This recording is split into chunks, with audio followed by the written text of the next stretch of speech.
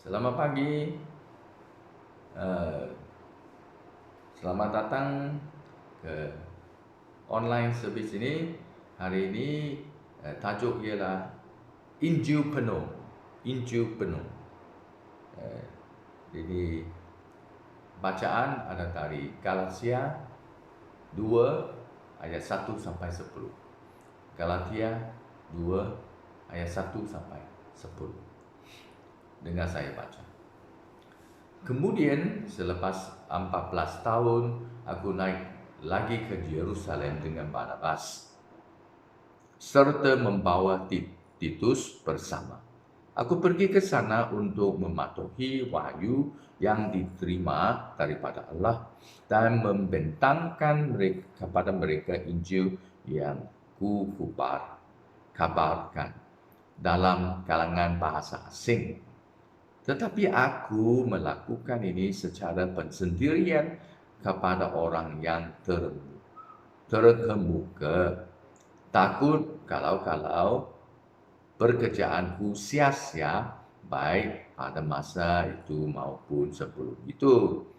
Namun demikian walaupun Titus yang bersamaku itu seorang Yunani, dia pun tidak dipaksa bersunat. Ini disebabkan beberapa orang yang pura-pura beriman telah membawa masuk.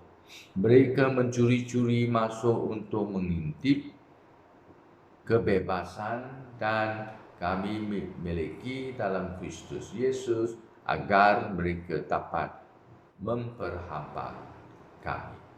Namun demikian seketika pun kami tidak tunduk menyerah kepada mereka supaya kebenaran Injil tetap bersamamu. Ayat 6. Tetapi daripada orang yang kelihatan berwibawa, walau apapun mereka, sama saja bagiku. Allah tidak bersikap pilih kasih kepada sesiapa. Mereka tidak menambah apa-apa mereka mengajaranku.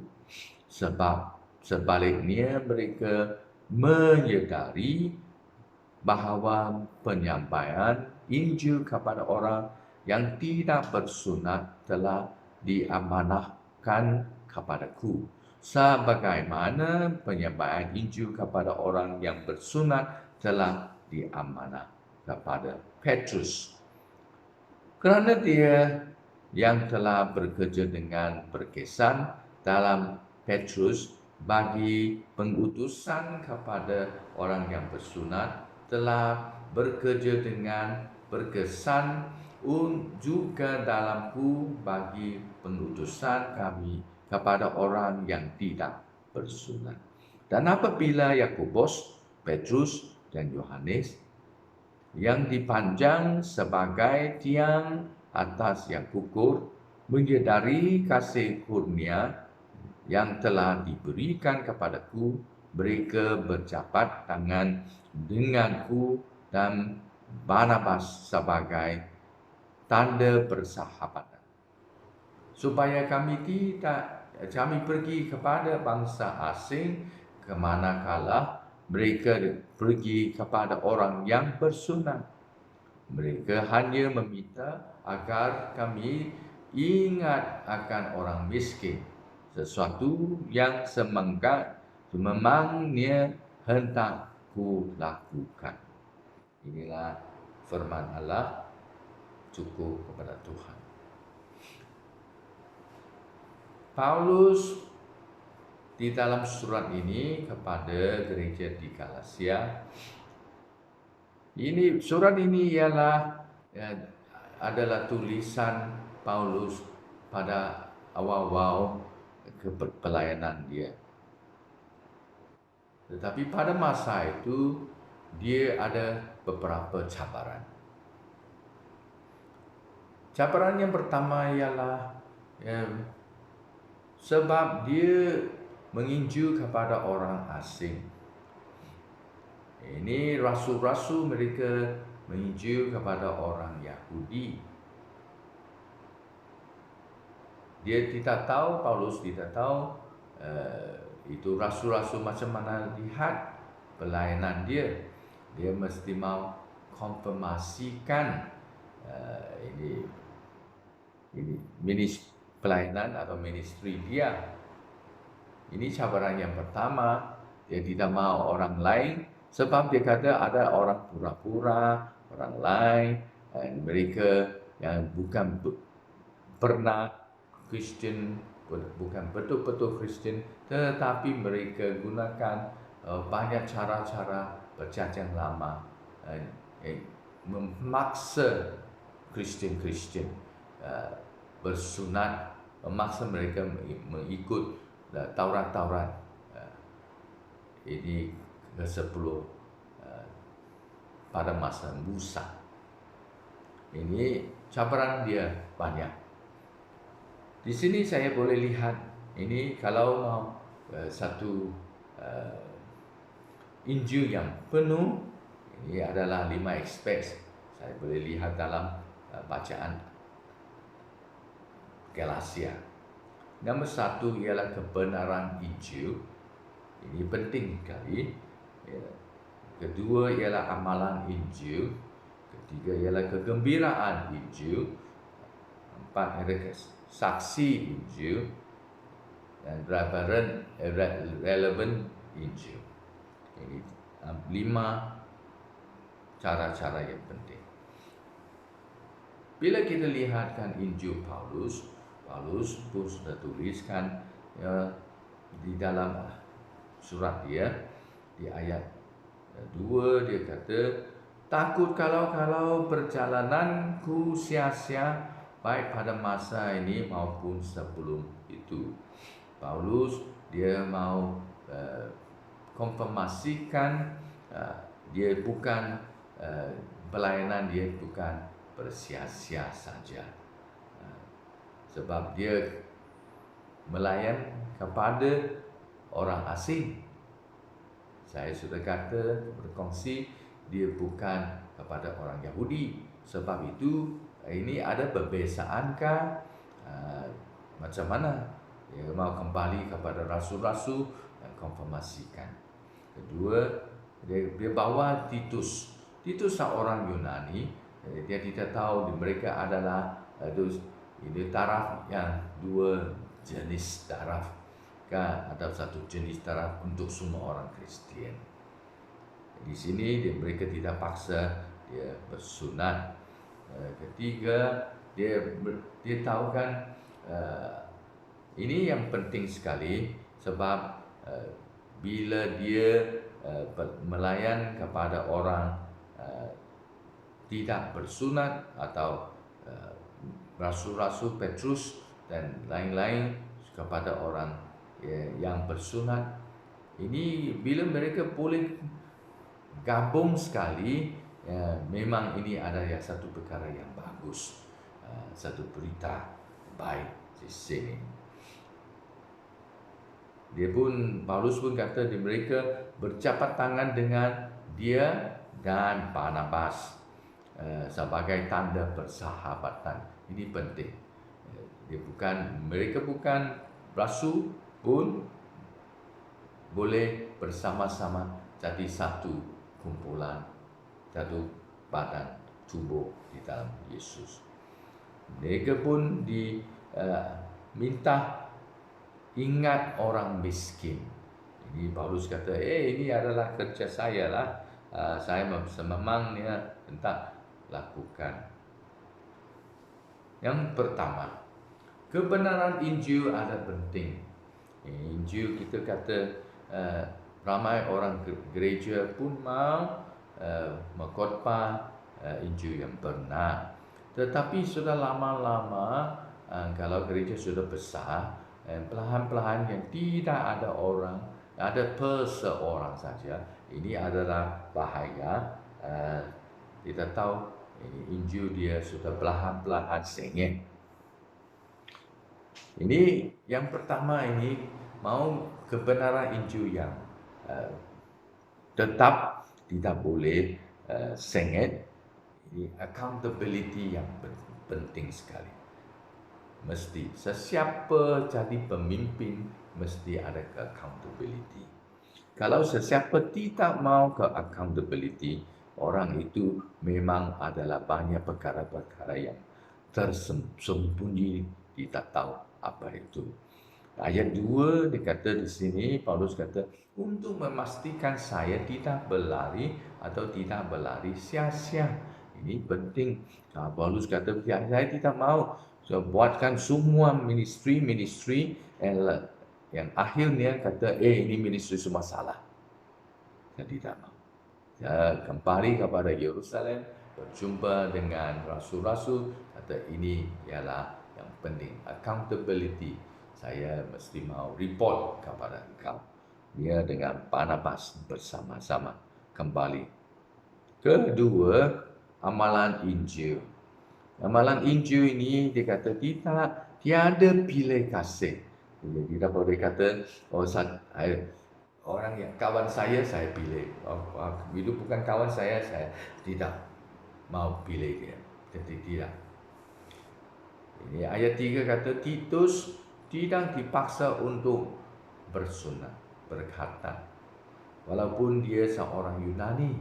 Dia seorang Yunani, memang dulu ikutkan perjanjian lama. Mereka tidak boleh masukkan kumpulan Yahudi. Dia mesti mau bersunat. Tetapi di sini bila mereka sudah jadi Kristian, ini rasul-rasul mereka tidak adalah pilihan kasih. Dia tidak mau paksa Titus dapat untuk bersunat. Tidak. Mereka menerima dia yang secara dia sendiri saja. Ini penting sekali. Kalau di ministry kita mesti mau tahu tidak adalah pilihan kasih. Ketiga ialah kegembiraan Injil. Mereka dapatkan kementerian atau pelayanan komplementari. Ini yang penting sekali. Ayat 7 kata bahwa saya telah diamanahkan dengan Injil kepada yang tidak berkatan, sesama seperti Petrus telah diamanahkan dengan Injil untuk berkatan, untuk bersunat. Ini kata engkau melayan kepada orang Yahudi, dan Paulus melayan kepada orang asing. Dua-dua pun adalah ministry pelayanan Tuhan. Kita mesti mau gabungkan bersama, adalah complementary, bersama-sama.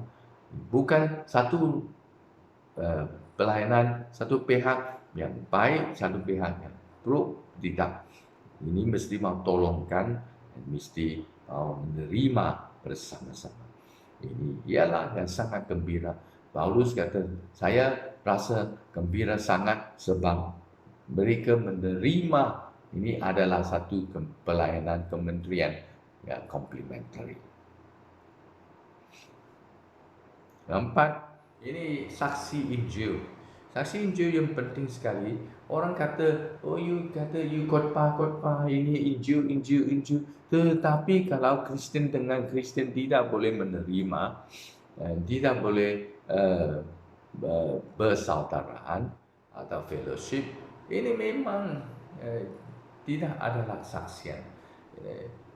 Saksi Injil ialah penerimaan. Ialah ayat 9 kata mereka memberikan tangan kanan persekutuan kepada Barnabas dan saya dan Paulus. Barnabas dan Paulus rasa mereka sangat gembira. Ini adalah satu kesaksian yang bagus untuk semua orang. Sebab mereka bukan rasul, dan rasul menerima mereka. Mereka bukan kerja melayan kepada Yahudi, orang Yahudi, tetapi orang asing. Tetapi dua-dua pun memberikan tangan kanan persekutuan. Ini persekutuan yang bagus, yang penting. Kita mesti mau tahu kan.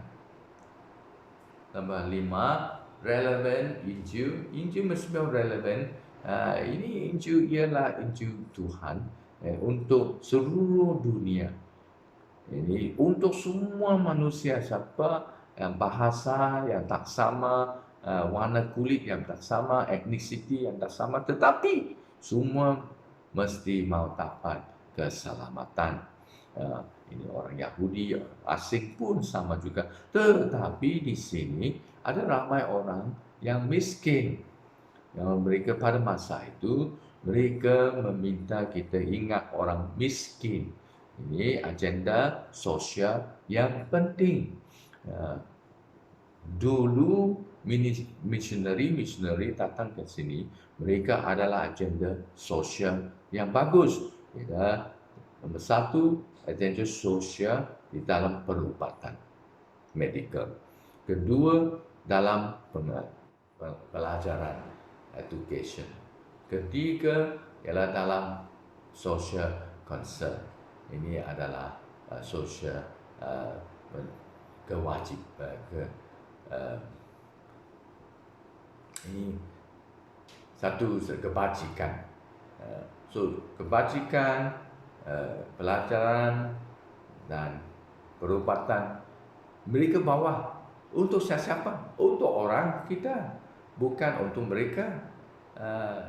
Ini adalah satu relevan Injil. Ini penting. Sekarang kita mesti mau tambah satu. Bukan sahaja perubatan, bukan sahaja pelajaran dan sosial. Perubatan, pelajaran. Sekarang banyak komersial sudah buat. Ini adalah sosial, agenda sosial. Ini kebajikan. Dan sekarang adalah satu agenda ekologi. Agenda ekologi yang penting sekali. Kita mesti ada agenda ekologi. Sebab ini ekologi, kita tidak mau dunia ini yang rosak. Sebab kita tidak cincai-cincai sini, merosakkan sini, membazirkan semua banyak-banyak, gunakan plastik kan banyak, terlalu banyak, gunakan semua yang kotorkan dunia ini. Ini pun kita mesti mau bersama dengan Tuhan. Tuhan sukakan dunia, Tuhan cintai dunia, cintai manusia, kasihkan manusia. Kita mesti mau jaga. Ini Injil Paulus ialah satu Injil penuh. Injil penuh ialah satu accountability yang penting. Tidak boleh seseorang yang buat apa yang akhirnya jadi berlari sia-sia. Kedua, ini Injil penuh memang satu Injil yang tiada pilih kasihan. Mesti mau satu tahap untuk semua. Seperti Titus, dia bukan orang Yahudi, dia seorang Yunani, tetapi dia boleh diterima dalam kumpulan rasul-rasul. Ketiga ialah pelayanan atau kementerian komplementari.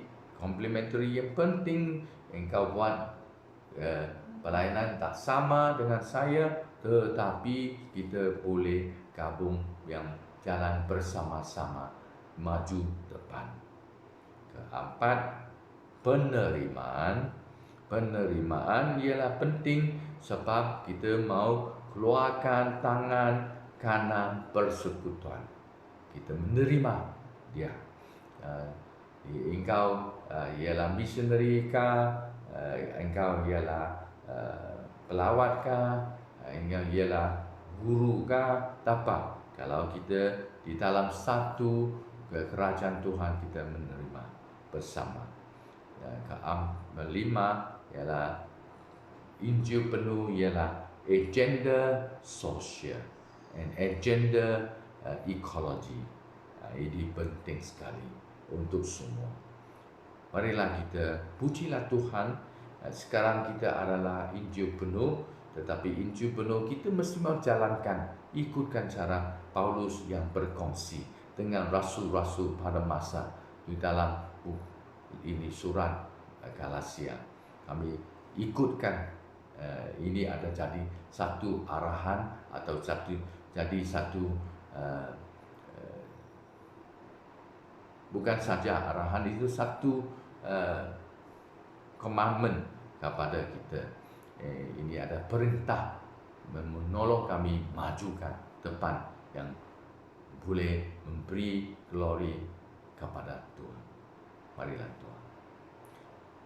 Tuhan yang Maha Kuasa, kami puji Tuhan yang sudah beri kepada kami ini Injil yang penuh. Injil penuh ialah satu Injil yang bagus, yang sempurna. Injil penuh ialah ada satu menolong kami yang boleh khotbah Injil dan tidak adalah kompromi, yang tidak adalah pilih kasih, yang bersama kita selalu adalah complementary, pelayanan complementary, yang boleh menerima orang di dalam pelayanan Tuhan, di negara lain, di tempat jauh atau di dekat, atau di pelayanan yang tetap sama, kami bersama bersetuju dalam satu persekutuan. Dan tolong kami dalam Injil penuh, kami masuk dalam agenda sosial dan agenda ekologi. Tolonglah kami puji Tuhan dalam nama Yesus. Amin. Puji Tuhan.